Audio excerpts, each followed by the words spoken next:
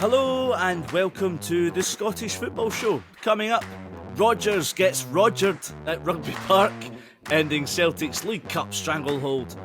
Can Steven MacLean yippee-ki-yay St Johnstone into action? These are terrible. And we look ahead to another huge week in Europe for Scotland.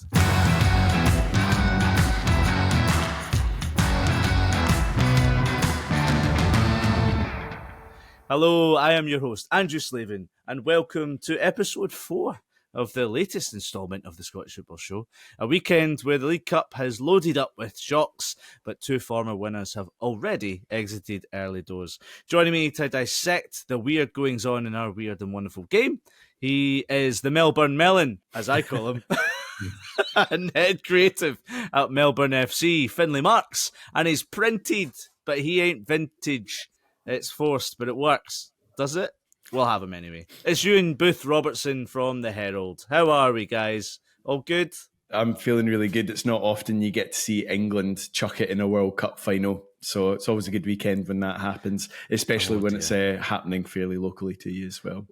Well, this is interesting because it throws me straight into the funnies that we regularly start with. Because Fitba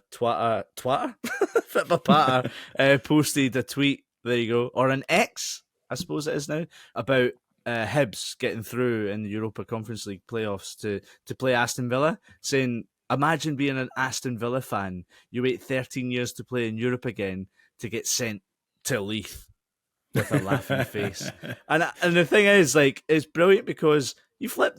Like, imagine waiting so long to get into Europe and then having to go to Birmingham. Yeah. It's been an interesting European journey so far for Hibs so far this season, isn't it? Switzerland's not so bad, but you know that Paddyfield mini festival that was going on in Andorra for that first leg that they lost, and then having to go to Birmingham, as you say, not an amazing start. Another thing that really caught my eye was on Sunday when Kilmarnock were 1-0 up against Celtic. Did you see the videographer run on to the pitch when he thought that it was full-time whistle, like the desperation to get in to get the winning celebrations, but the game had still had like 5 minutes left to go? Yeah, when I seen that, I thought it was inevitable that Celtic would equalise. And that guy would go viral around Twitter for being too keen, but luckily for him, obviously Celtic didn't equalise, and they could probably get all the good shots. And I've seen on social media he's been lording that up. So fair play. Oh, has he? I kind of had the weird kind of thought that maybe his mum and dad are Celtic fans, and they're just in the pub at some Irish pub somewhere, going, "Oh, son, oh, that's my boy. Oh no, what have you done?" The best bit about it, I think, was that we got a text on our little group, Andrew, from Laura, who was absolutely dying off for the Gilly videographer.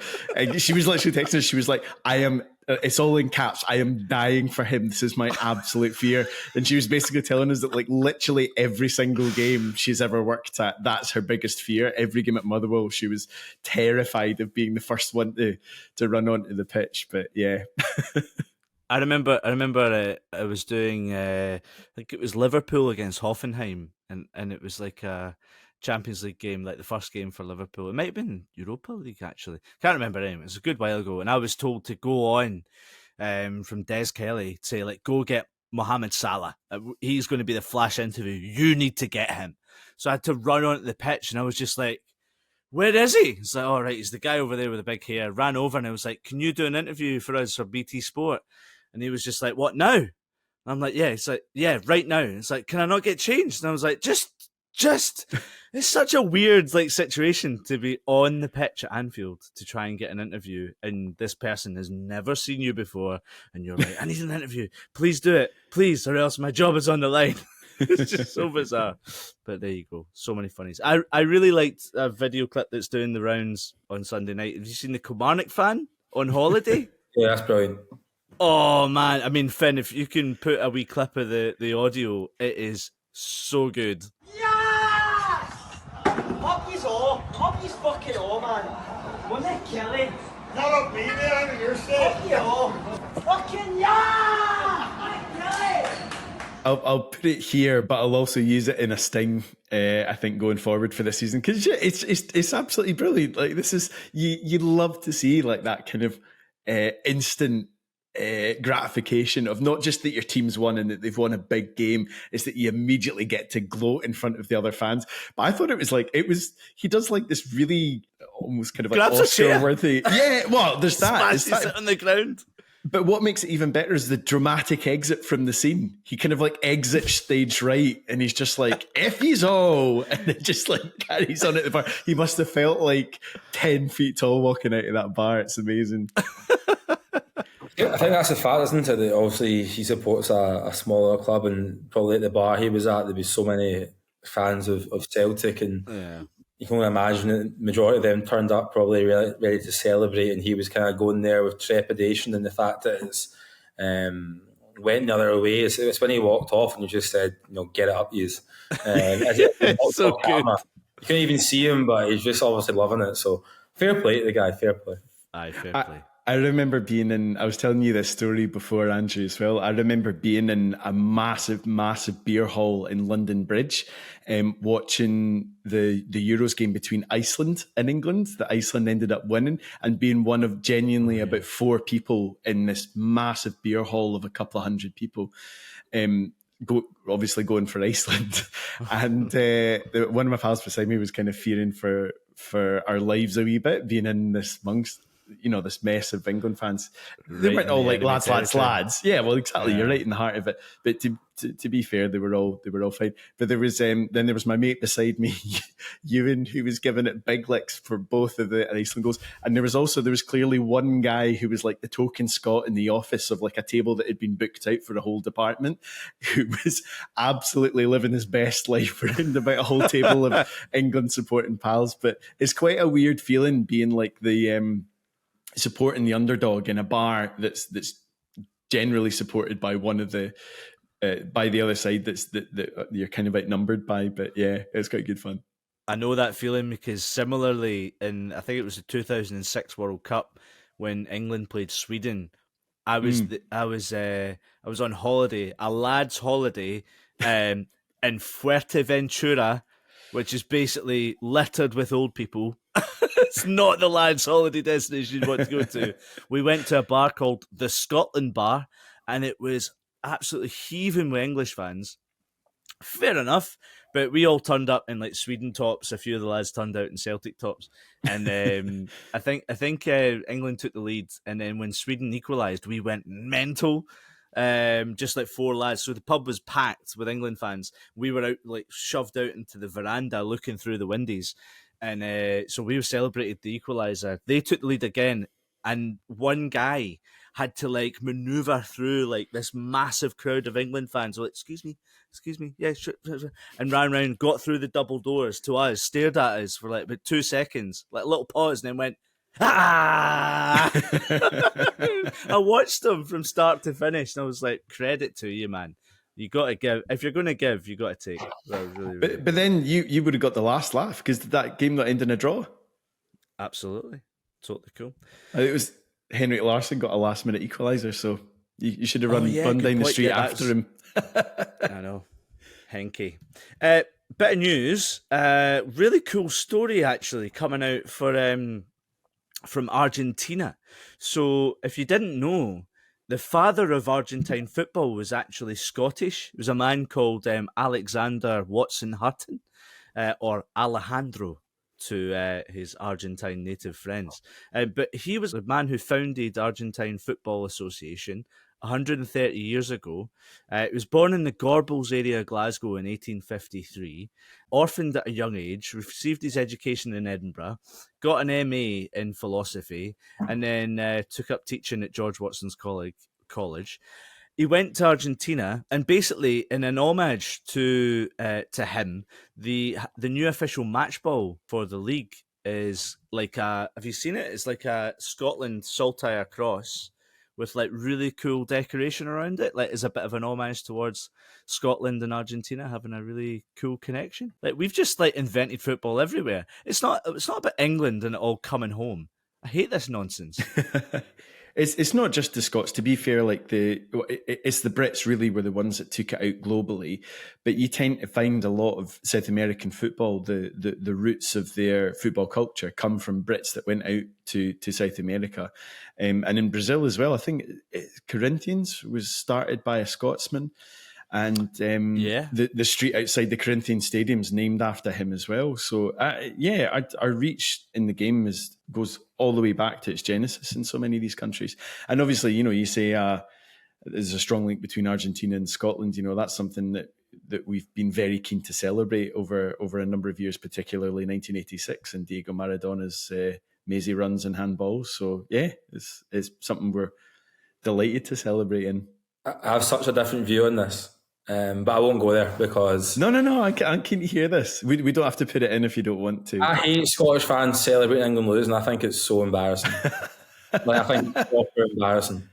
Genuinely. How come? No. Today I was watching the game and you got Scottish fans on Twitter saying, ha ha ha, get it up England. We didn't even qualify. I just think it's genuinely embarrassing. I'd rather celebrate success than someone else's failure. Yeah, I find it a bit cringe. But hey, that's my... I think there's an element to that as well. I think for me, it more comes from it's the sport. They're the biggest sporting rivals to Scotland. Are we though? They're ours. We're not theirs. But are we? Are there rivals? Surely rivals compete to win things. And... No, not necessarily. I don't think so. I think it comes in all different levels because it's exactly the same. Like if who are England's biggest rivals internationally? Germany, Argentina. The Germans and the Argentines don't care. The Argentines maybe, but the Germans don't care. The English to them are a footnote in football. They don't care about that rivalry at all. It's not one to them. We're probably a footnote to the English.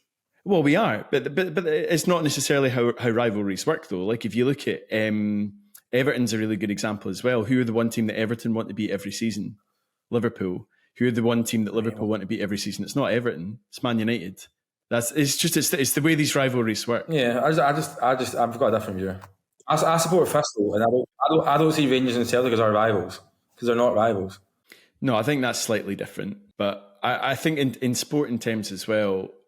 I maybe again it was slightly more potent as well for this Women's World Cup that was here because my wife's Australian. I've been supporting the Australian national team, and England knocked Australia out in the semi-finals. So I was kind of hoping that they wouldn't go on and win it. But I just think it's a bit cringe when we celebrate and we can't even get there. There's that too. Here's an analogy, right?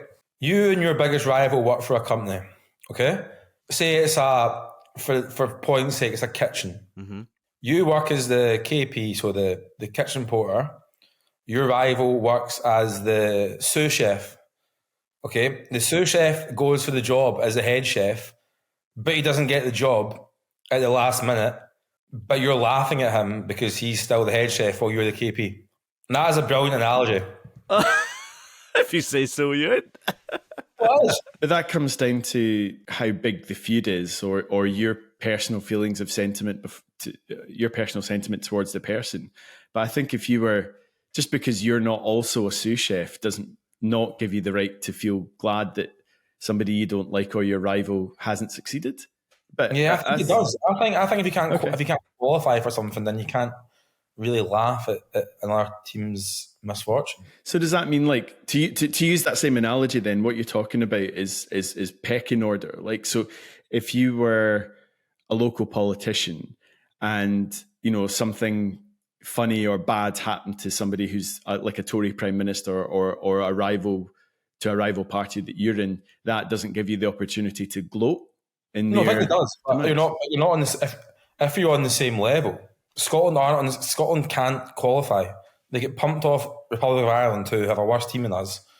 Yet all the Scotland fans are laughing at England for getting to the final. Do you know what I mean? It baffles me. Yeah, I just don't think they have to be symbiotic. I think you can be angry at your own team's dismal performance, but also laugh when your rivals don't win. I think. But is that not part of the joy of being a sports fan, though? No, I don't think it is. Okay. If you asked the majority of Scotland fans, right, if they'd rather Scotland got to the World Cup or England got beat in the final, what do you think they say? Oh, but yeah, but that's because that's directly involving your team. That's a totally different thing. What do you think the answer would be? It'll be Scotland getting to a World Cup final. Scotland getting to No, the World when Cup. they'd rather England get beaten in the final. No, that's rubbish. They definitely Not would. having it, Euan. Nah. They would. I tell you Wild. what, we need to put this out to. We'll put this out to a poll on Twitter. Would you rather England lost a World Cup final or Scotland got to? Is that the question? Got to a World classic. Cup final? Well, Scotland got to the final, so got to the tournament. No, that's different. The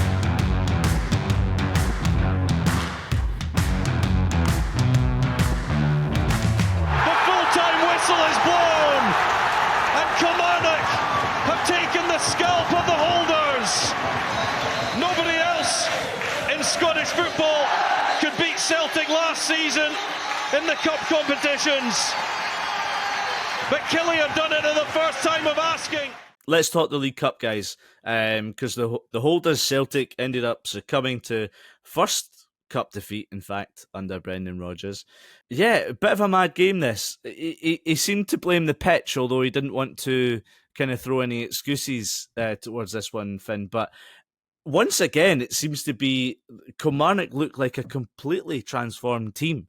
You know, I just wonder if McInnes isn't missing Tony Docherty after all. It seems like he's left, and this whole Kilmarnock team is doing wonderfully at the moment. Bear in mind, they obviously beat Rangers in the opening day of the season, and there you go, they've beaten the other giants from Glasgow. What a start to the season for Kilmarnock. Like, you know, they've beaten both halves of the Old Firm and they got a point at Tynecastle as well. You know, that's on paper, that's a pretty grim start to the season, and they've come out of it pretty much unscathed. So it's impressive. I think the recruitment that Derek McInnes has done this summer has been quite impressive. I think it was always going to be tricky, their first season back up in the Premier League last year, but they were able to kind of like steady the ship, and it looks like they've built that platform now to go on. I think the thing about the pitch in Kilmarnock is it's not a great advert for the game. I don't think anybody enjoys it, but it's been there for a long time now. You no matter what level of club you are, you can't use it as an excuse. It's not the only one in the country. Teams play on it all the time.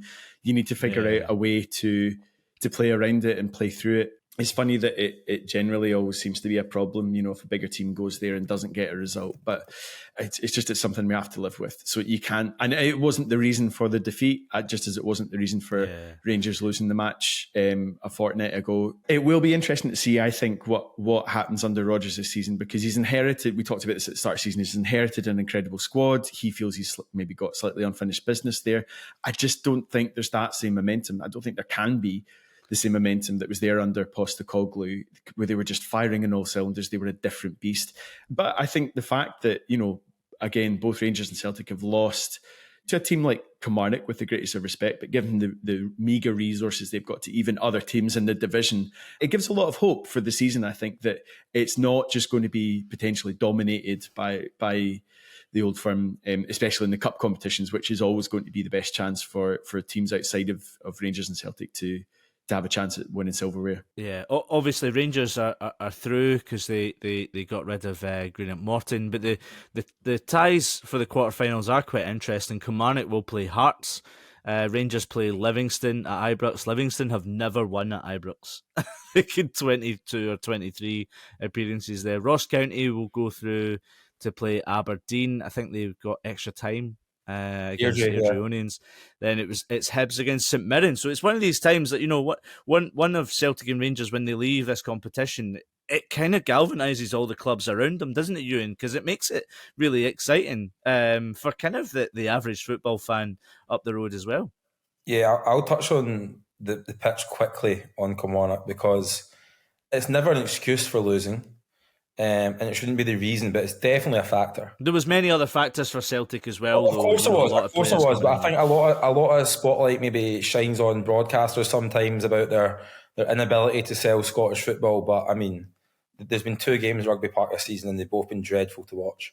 And the pitch is a factor. There's no point getting away from it. I think sometimes the broadcasters can get too much stick where people maybe don't look closer to home. And I think, you know, the pitches aren't good. For me, if you're a club outside the Old Firm, why doesn't every club just get a plastic pitch?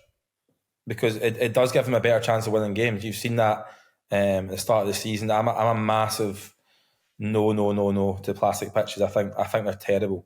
Well, it's one thing, you know, down in England, and I'm sure there are other clubs in Scotland as well, there's a financial benefit to it when you lease it out to the local, you know, community and stuff like that. And that's where it's a benefit. But I take your point. When it's top flight football, it doesn't make sense. Listen, the financial benefits to clubs below the top flight, I can completely understand it. Into Kilmarnock and Livingston, they can rent their pitch out through the week, they can train on it, etc., etc. But Queen of the South as well. At the top flight of Scottish football, it shouldn't be allowed. It's as simple as that. Maybe it's a topic, Finn, we'll bring up in future weeks and talk about, the future of the way that grass pitches should be introduced back into the game, or if there is ways to make it better. Because I remember, trying to remember the previous Livingston manager, was it Gary Holt?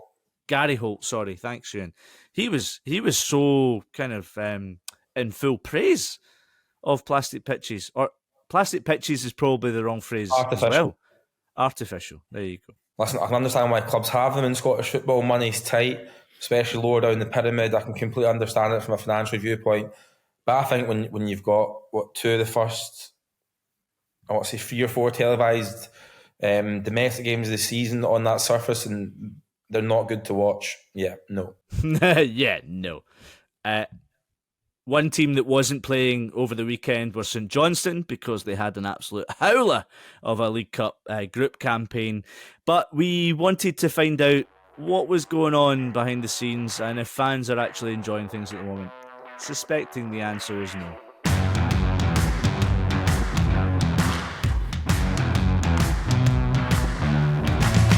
And Stevie May! Bedlam! Chaos! Euphoria in the away stand! Blue limbs everywhere! Less than 3 years ago, St Johnstone fans were celebrating a Scottish Cup double under Callum Davidson, but the fallout has been a difficult one for Saints fans. It got so bad they were left with no option but to end their time with Davidson, and in May appointed his assistant and former striker Steven MacLean as his successor. It's been a difficult start to life under MacLean. Winless in their new league campaign adds to the dismal display in the League Cup, where they lost to Stirling, Ayr and Stenhousemuir. That in turn meant they did not play over the weekend, so something MacLean may be thankful of, but he will try to ready his side for their next game against Dundee at the weekend. We want to get a little bit of an insight as to what fans are thinking, so I'm delighted to say that Saints fan, Greg Browning, he's a football analyst, betting analyst I should say, and podcaster, joins us now. So Greg, how are you? What's your mood right now? Is it sad? Are you a little hopeful, or is it just a little bit difficult to see how things are going to be right now? Because if you look at it on paper, it is dismal. It's hard for media guys like us to know really. I think it's a combination of all those things. There's probably a bit of anger in there as well about how things have come to be over the last 2 to 3 seasons, especially given where we were, as you say, leading Galatasaray in Turkey 1-0 just over 2 years ago. And look at us now, losing at home to Stirling Albion. No disrespect to Stirling Albion, but that should be happening, especially 4-0. So also a bit of realism as well. I think fans knew over the last couple of seasons that we were headed in a pretty grim direction due to lots of factors, and not just one reason behind this. But I think we're in for a long, tough and really horrible season. And we're only into mid-August, and already apathy is setting in. We didn't play this weekend, which is great. We didn't get beat this weekend, which is good. First time probably since Alloa. We've lost 4 games since then. Right. But yeah, it's been a pretty dismal start, and I don't have high hopes at all for the rest of the season. A lot needs to happen between now and then. And I guess for me, the biggest issue for me is I think a lot of the other teams in the league in that bottom 6 all look pretty solid and steady. Has part of the problem potentially been on a recruitment side? Because I mean, there's been a couple of mainstays of the side, and especially that cup winning, the double team, the likes of Ali Crawford, Jason Kerr leaving, where for a team like St Johnstone, terrific players, and they were so integral to the way that team played. Is there a bit of an aspect of that they've kind of struggled to replace those players once they've gone out the door? Yeah, I guess there's 2 things. First of all, you're absolutely right. That's the biggest issue we've had. It's not just this season, last season, the season before. Recruitment's been an issue at the club. I'm talking 5, 6, 7 years potentially. Tommy Wright highlighted it about 4 years ago that we need to put in place a proper recruitment structure to support the club moving forward. It'll pay for itself. I think Jim Goodwin talked about at Aberdeen and Dundee United that they need to have that in place, and it will pay for itself. Get the recruitment right, then you'll sell players on and make money. But for us, we've been run like an army team behind the scenes now for seasons and seasons now, and it's really now coming to bite us back on the arse, basically. And I think for Steve Brown, the Browns get a lot of credit for obvious reasons. They've been absolutely sensational for the football club over the last 30 years, Jeff, and obviously over the last 10 or so years, his son Steve. But I think Steve, as the chairman until this year, till he left, I think the buck stops with him for me around recruitment. A lot of the things in the background haven't been put in place, and you have to feel for Steven MacLean at the moment. He's been given a bit of a really raw deal at the moment. You can't refuse the job either for Steven. You know, it's a great gig. Like, and the fans are fantastic. But no matter what, like, you can still look back and say a couple of years ago they were cup double winners. You know what I mean? Like, it's unreal. But what was what do you think was the success of that, and why haven't they replicated that? Is it? I know we've just talked about recruitment, but you know, why hasn't the success of that bred more success? Well, that's the thing. We were in a position of strength. Just won a cup double, something that probably won't happen again outside the old firm, to be fair, especially in our lifetime. And we should have been pushing on then and improving and still keeping in top six, pushing for Europe. At the start of the podcast, you mentioned about Ali McCann and Jason Kerr, two pivotal players for us, and we got £2 million for them both. I know Jason Kerr's contract was running down, but I still have a real gripe about the Ali McCann deal. Last minute, end of the month, £1.2 million with add-ons potentially. And we never replaced those two players. And ever since then, it's just been downhill. We struggled to stay up that season. We had to beat Inverness in a playoff. And last season, we were really fortunate. There was a couple of teams below us in the league, i.e. Dundee, one of them, who really struggled. But this season, though, I don't see there being many clubs below us, if any, come May. It's kind of an interesting thing that I wanted to ask you about. I've got a couple of friends who are fans of teams like St Mirren, Motherwell, Kilmarnock, and they kind of have this feeling a lot of the time where they maybe it's a bit of the nihilism that comes in just with being a football fan and a Scottish football fan, where they're always just like, just safety first, I just want to survive. And I'm like, it's difficult because, you know, especially for teams like St Mirren, or I would say St Johnstone, you know, they've been mainstays of the top flight for about 15 years. But then, you know, from slightly older generations, that might not have been the case. And there's always just this residual fear that, like, well, we've kind of outstayed our welcome and we're due a season to go down and all of this kind of stuff. But is that potentially part of the mentality that's there in the background, maybe, for St Johnstone fans or people at the club? I think across the board, you'll have a percentage of fans who were at Muirton Park in the 1980s in front of 300 fans against East Stirling. You've then got another section of fans who've only known success. They've known 3 trophies, multiple trips in Europe, top 6 finishes, as you say, 15 seasons in the top flight. Yeah. And I'm very much part of that crew, as in, I don't believe we should just be existing in the league. Let's be honest, it's not a great league, really, but there's probably 7 or 8 sides you could probably put a bit of paper over. There's not much between them. And I think after that double cup win, we should be looking to push on and really looking to capture some really good players as a good place to go, play your football and get a move down south. But that just hasn't happened. It's one of the things that I've always found quite intriguing, especially because I've got family that come from Perthshire and Tayside, and it's a stunning part of the country. You're very close to Edinburgh and Glasgow, the other big cities, or Aberdeen if you want to go up the way. Like, it's a beautiful part of the country. Perth in particular, like, is a beautiful place. Why do you think there might be a problem in attracting a certain level of player to a club like St Johnstone? Beaters at the same time. Moolah, cheddar, De Niro. So, as you know, obviously, we don't tend to pay the biggest wages. And obviously, over the years, you've seen sides like Gretna, Livingston, Dundee all really struggle, go down the leagues because they've been playing overinflated wages. And that's something that we've never, ever done, ever will do. And obviously, Steve Brown and Jeff have always said they won't put the club at risk by paying overinflated wages. And I think that's got something to do with it. That's a big, big part of it. That we're not. How often do you see us go for a player they'd lose out to Kilmarnock or a Motherwell or one of those other clubs, kind of Which small can be a town clubs. positive as well, Greg. Given the Yes, circumstances of of the course. last few years too. But I think recently, though, when you look at recruitment, Callum Davidson was given a bit of a war chest in St Johnstone terms. He was given money to improve the side, to kick us on after the cup win. And to be honest, when you look at the players that were signed and the money that was spent, big money for us. Who were some of the failures? Because I don't really remember so much. Like who? Because you say Worcester and St Johnstone, you're like, really? We had Verteren, the Finnish player that spent money on. Theo Bair was probably one of the main ones. Oh yeah. Canada. I'm not sure what the fee for him was, but 80 grand. We usually get fee signings usually, but to spend £80,000 on a player, and we've obviously let him leave to Motherwell, and he's scored in his debut. Yeah. But there was lots of recruitment over the last couple of seasons that just never landed. And when you look at other sides, they often tend to get the recruitment right. Like, how many times have Motherwell signed a striker over the last 15, 20 years and he's bagged them 25 goals or 20 goals and got a move down south? There's lots of them. We've never managed to do that. So that's one of the challenges, I think. And obviously, Callum Davidson suffered off the back of that.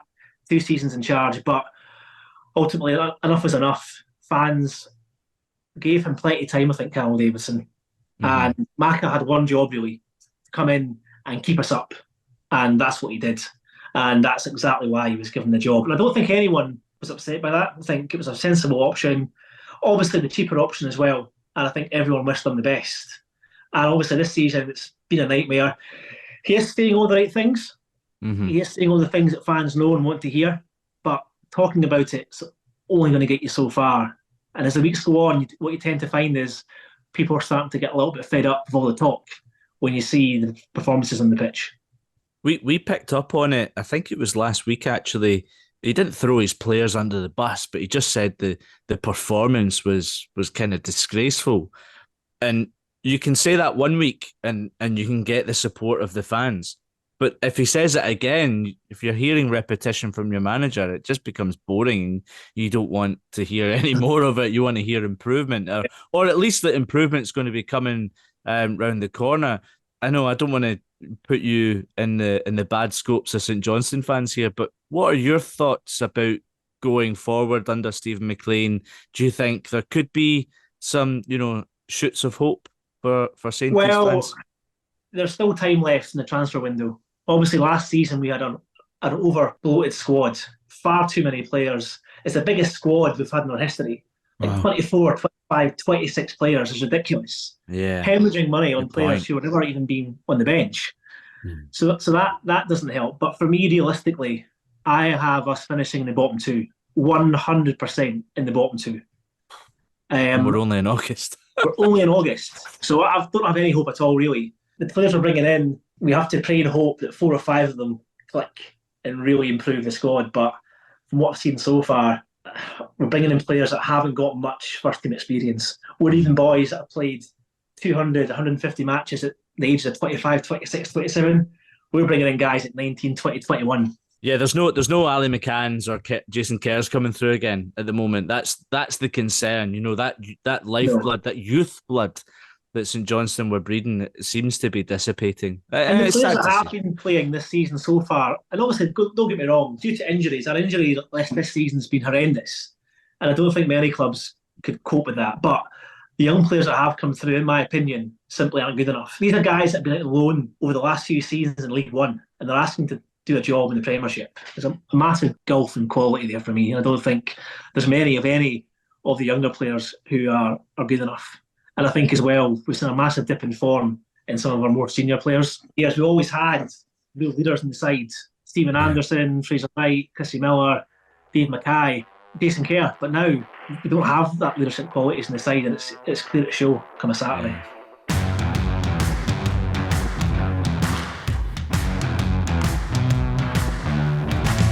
Regrets? No, it's good laugh on it. So I didn't find it funny. Right, well, it was an excellent European campaign so far the likes of Hibs and Hearts. It's been amazing to see Scottish teams do so well in Europe. I know it's just the qualifiers, but the fact that we've got so many teams through to the playoffs. We've got Rangers obviously in the Champions League playoffs. We've got Aberdeen who could get through to the Europa League, but they're guaranteed at least the conference. But for Hibs and Hearts to get through the ties, Rosenborg and Luzern was just awesome to watch, obviously on the same night. But the fact of the matter is, if we start things off, guys, Rangers, PSV, Finn, it's quite a mouthwatering tie. It's one that's kind of a repeat of last season as well. Yeah, I don't know if it'll have the same outcome as last season. I don't think many of the performances merit much optimism going into it, especially the fact that PSV kind of feel aggrieved that they should have got through over 2 legs last year. They feel a bit like they couldn't believe that they didn't get through in those ties. I think Rangers will have to pull a colossal rabbit out of a very big hat in order to make the group stage. But I think there's a collective feeling as well amongst Rangers fans that it might not be the worst thing if they don't make it into the Champions League group stage. Money aside, which is always the biggest thing, it's that's the biggest reason they want to be there. But I think in terms of a level of competition, Europa League is probably more where it's at this season. The thing that Rangers fans can hold on to though is that the first leg is obviously at home and the second leg is at PSV, which is exactly the same as last season too. So there's nobody expected Rangers to get through last season either. Yeah, so I don't hold out much hope for them. Aberdeen also face familiar opposition, we should say. They've been drawn against BK Häcken, which I've now renamed as Burger King. Burger King Häcken of Sweden. They met in the Conference League qualifiers 2 years ago, which was a 5-1 win that ended at Pittodrie. I don't know what you think of this one, Euan. Do you fancy their chances? They've got to win. I think they're favourites over both legs, and they should be looking to win at that game. They should be a club who have ambitions to be in the Europa League group stages. It's better than being in the Conference League, which is obviously secured anyway. But you want a Scottish club in the Europa League group stages. I think Aberdeen are the favourites to win the tie, and they've not had a great start to the season, but I think there's reasons behind that with players that have been out injured and a little bit of changes in the squad. They've got problems at centre half, which are well documented, but I think Aberdeen should win this tie, and I think if they don't, then it'd be hugely disappointing. And what about Hibs, Euan? I mean, it was an amazing result for Hibs in Europe so far. They've done really well. I mean, Lee Johnson is a very attack-minded coach, but coming up against Aston Villa, all the headlines will be on John McGinn. But you have to think of the real kind of, how are they going to win? It's unlikely, really. Yeah, they're not going to win. Deflated me already, pal. There's no reasons for optimism. They're not going to beat Aston Villa over 2 legs, right? But they should just enjoy it, enjoy the game. I mean, enjoy Birmingham. The amount of times that you buy shares in John McGinn's name, the amount of times he'll be mentioned. Oh God, it'll be embarrassing, won't it? I mean, Hibs aren't going to beat Aston Villa. If they do, I'll eat my hat. It's not going to happen. Do you wear hats, Euan? I had a hat on just before I started to take it off. But there's no chance. Like, it's just I think it's a great occasion when Scottish teams play English teams. I love it personally. Yeah. Do you know what I hate though? I hate the whole Battle of Britain phrase that's always thrown around it, because it's not a battle of a Battle of Britain is when the two champions face off. Like, do you know what I mean? Like the two best teams. So it's not a Battle of Britain. This is like a battle of Tesco. Well, actually, I mean, I think Hibs have done fantastic to reach this stage. Again, I didn't expect them to progress in the last leg, and Lee Johnson's a guy who divides opinion. Personally, as a journalist, I absolutely love the guy. He's David Brent. He's brilliant. He's so good for a line. If you're Hibs fans, you might think differently, which would be understandable. But from a personal point of view, he brings so much just colour to Scottish football. The line last week about Will Fish and being chased by a lion. I mean, like, he just comes out with all these things all the time. Like, he's box office. The guy is box office, and he's done well. Like, I watched the first leg, and he pretty much went 4-2-4. He played Boyle and Euan wide and went for it, and that's what you want to see. You know what I mean? Have a go. And just quickly, Finn, Jambo's Hearts had an unreal night an unreal night at Tynecastle. Shanklin there, Devlin again, opens up, Devlin shot, Devlin! Yes! Gary Devlin scored again! Oh, magnificent scenes at Tynecastle! Hartleman Lothian 3, Rosenborg 1, and it's 4-3 on aggregate, and for the first time in the tie, the men of Aruna are ahead! We had Laurie Dunsire on, who commentates for Hearts, and he was, on the fence a little bit of how things could be, because I did say that Tynecastle can be a total cauldron, a great noise, a great atmosphere, and it totally worked for them. It was amazing to see them turn that tie around against Rosenborg at home. But this is a totally different team that they're going to face now, PAOK Salonika. I don't know what you know about them. Do you know anything? Well, I mean, they're one of the bigger teams in Greece, always have been. They've been there or thereabouts in European competition for a long time. It's a huge ass. I mean, you're speaking of cauldrons, like PAOK is a hell of an atmosphere to go into. My heart says there could be a chance for 5 Scottish teams in Europe. I think my head says it'll just be the 3 that are already guaranteed the group stage football, and I think Rangers will be in the Europa League, and I think Aberdeen will be in the Conference League. The closest to being favourites in any tie is Aberdeen-Haken, but still, I don't know if they'll have enough over 2 legs. Haken are not the same team they played a couple of years ago. They're a better side. Yeah. There was an interesting graphic that was on Twitter, on X somewhere, and it showed the disparity between, in terms of the ELO rating of the club, and all of the Scottish teams are below their opponents. Even Aberdeen, in terms of their ELO rating, are below Haken. The biggest disparity, obviously, is between Aston Villa and Hibs, which is just, it's literally almost off the scale. Aston Villa, it's so far above any of the other teams, including PSV or Rangers. But I don't hold out a huge amount of hope. But then I think there's reason to have optimism, because I think if you look at like the Hibs Lucerne game, for example, it wasn't just the result. The result was great, but the performance was superb. And it's been a long time since we've seen, I think, that level of performance by teams probably outside of Rangers and Celtic on a European stage. And long may that continue. I really hope that that's now the benchmark of what we're expecting our teams to play like and get results like in Europe. But I don't know if it will happen in these rounds, sadly. I'm glad at this stage of the season we're not talking about another, disastrous European campaign for the other clubs that are fighting to get into the, not just the playoffs, but to get promoted into these, luxurious group stages.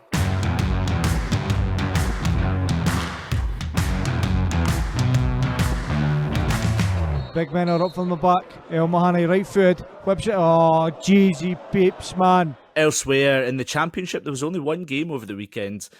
Queen's Park, and what is it?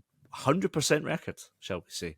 Because that's what it is, beating Arbroath 1-0. Arbroath, the opposite 100% record of losing all of their games. Interestingly, in League One, though, I don't know if you guys saw, a historic meeting between the mighty Queen of the South and their little neighbours, Annan Athletic, playing in the first competitive league match, or first competitive game, I should say, ever. And Queen's battered them.